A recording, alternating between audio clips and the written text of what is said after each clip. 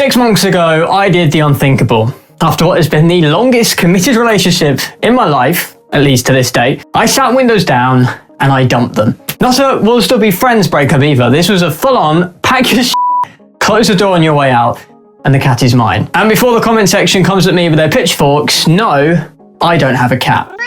This also wasn't a spur-of-the-moment decision either. Truth is, this has been bubbling away at me for years now. A painfully slow, creeping sense that something I relied on every single day to run my business just wasn't being developed for people like me anymore. Because after upgrading to Windows 11, my machines felt slower. They ran hotter and were harder to optimize, and somehow were even less capable than before at doing the exact same work. And let's face the truth here, Windows hasn't exactly been top of the graphs for quite a while now, and that's just scratching the surface. Over on the privacy side of things, Copilot didn't arrive as a helpful assistant to me. The constant need for Microsoft to push AI in my face, tell me that it can do my work better than me, only to fall flat on its face at every single scenario I tested. I mean, it's literally more exposed to bad prompts than your mum on Facebook. Hello there, buddy. Were you waiting for me? Oh my stars, you're a fire hose! The direction Windows seems to be heading started to feel less user first and more data first. And that's not great when your computer is literally your livelihood. And that's the bigger issue. I'm a media professional. Audio, production, broadcasting. I don't need my operating system to be exciting. Quite the opposite. I need it to be boring, predictable, fast, and respectful. Not get in my way at every corner and constantly bombard me with stuff that I just don't need. Windows increasingly felt like it was chasing everything except that, so I jumped. But here's the thing, right? Switching away from Windows isn't as easy as just hopping onto Google, finding something similar and hitting install. There were real problems associated with this. Software I rely on simply doesn't exist outside of the Windows ecosystem. We talk about Mac being a walled garden, but free tools I'd taken for granted just suddenly have price tags that I couldn't afford. And Linux, for all its power, which by the way, I really want Linux to grow, might as well have a media people stay away sign attached to it, because macOS is the winner there. As for macOS, let's just say I'm a kidney lighter now. And that's why this video is brought to you by the Design Lab. Whatever you need to make your business shine, you'll find it with them. From website design to audio and visual branding, head to the designlab.online and quote JK for 20% off any first service with them. So now that the honeymoon period is well and truly over, the question isn't, was switching worth it? I think I'd already established that my relationship with Windows was intangible at this point. So the better question is, how much of a pain in the ass was it actually? And would I ever go back? Well, once the emotional damage was done and I had officially changed my Netflix password, the real work started. I knew this wasn't going to be a walk in the park, and that's why I had been putting it off for so long. Realistically, I should have switched away years ago, but the thought of it just honestly filled me with dread. The biggest potential deal breaker for me was my audio setup. On Windows, I practically lived inside Voicemeeter, which if you've never used it, it's basically a virtual audio mixer that lets you route anything to anything. Your mic, music, system audio, recordings, whatever you need, it is absolute god tier software. And crucially, it's totally free, so long as you don't need this version, which has even too many inputs for me. macOS does have alternatives, but nothing that's a true one-to-one replacement, and definitely nothing free. It didn't feel like it was held together on pure hopes and GitHub issues anyway. So after a good amount of trying to force software to behave the way that I wanted it to, I decided that if I ever want to actually break from the shackles of OS dependencies, I needed to fully remove the software dependency totally. Luckily, working within the audio space, I do get the chance to talk to lots of different people in the industry with similar and also different use cases to me. And after asking around and getting the same answer from all sides, I invested in a Rodecaster Mini. Now you could go for the big one. It's got some extra faders, but honestly, for me by myself in this studio, 4 physical faders and 2 virtual ones,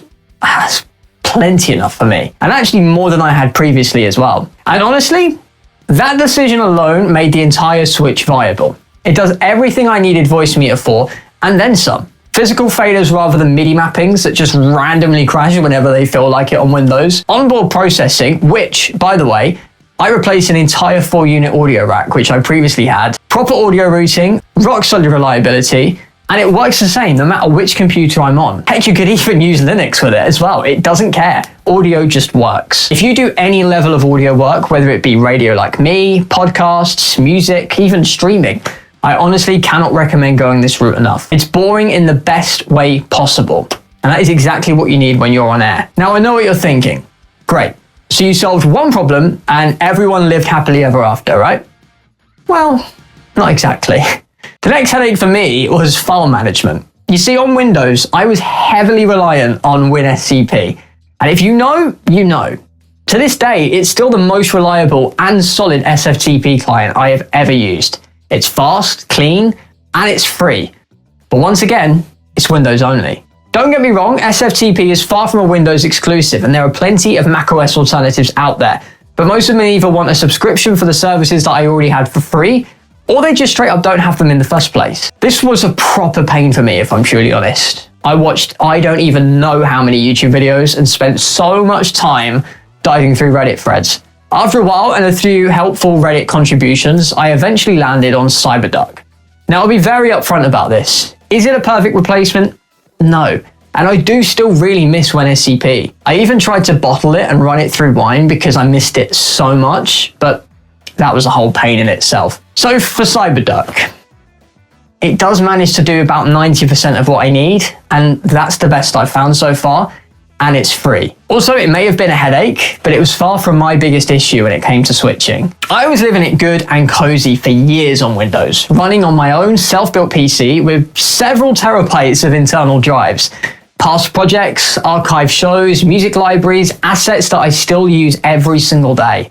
When it came to choosing a MacBook, I realized very quickly that unless I wanted to take out a mortgage, I needed another solution. In the end, I settled on the 1TB MacBook Pro configuration. This was my second Mac purchase in my life, and having previously driven a MacBook Air, which had just 250 gigabytes of internal storage, and that was a real struggle. I also didn't want to go down the route of external hard drive mayhem, which I had before, so I figured that I needed a solution and I needed one fast. So I did what any nerd with a desire for pain would do, and I built my own NAS. Nothing fancy, this isn't a sponsor-built setup, although I do desperately wish that Ugreen would send me things for free, because damn, their stuff is good. Just an old PC I had lying around. That did the job. It's now repurposed as a network storage box that just lives quietly in the corner doing its thing, and all of my existing drives just slotted in perfectly with some tweaks. If you want me to do a dedicated video breaking down how I actually made that NAS setup work and what software it's running, I could do that, but it won't fit into this video, and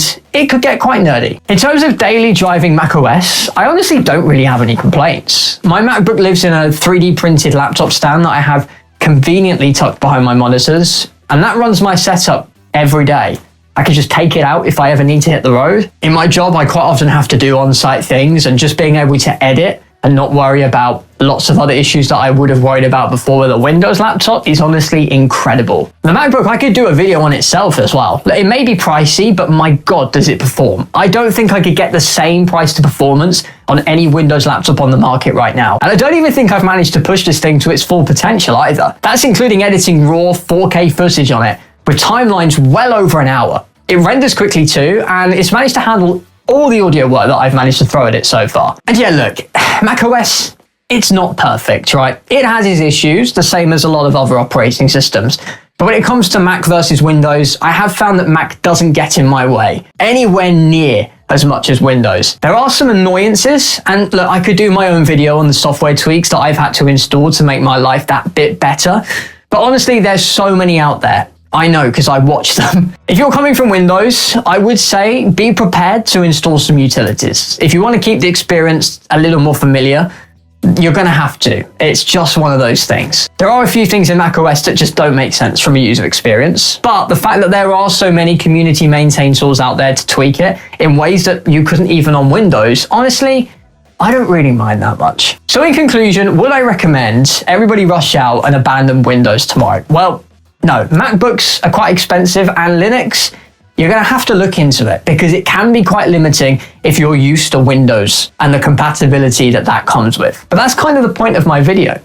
This wasn't about operating systems. It was about friction, about getting to the end of a workday and realizing that your computer helped you instead of quietly fighting you the whole time. I almost feel like sometimes when I was using Windows that it was trying to make my job harder so that I would just go, fine, Copilot, you just do it for me. I do just find that using this machine from day to day, macOS just gets out of my way and lets me get on with it. Now, don't get me wrong.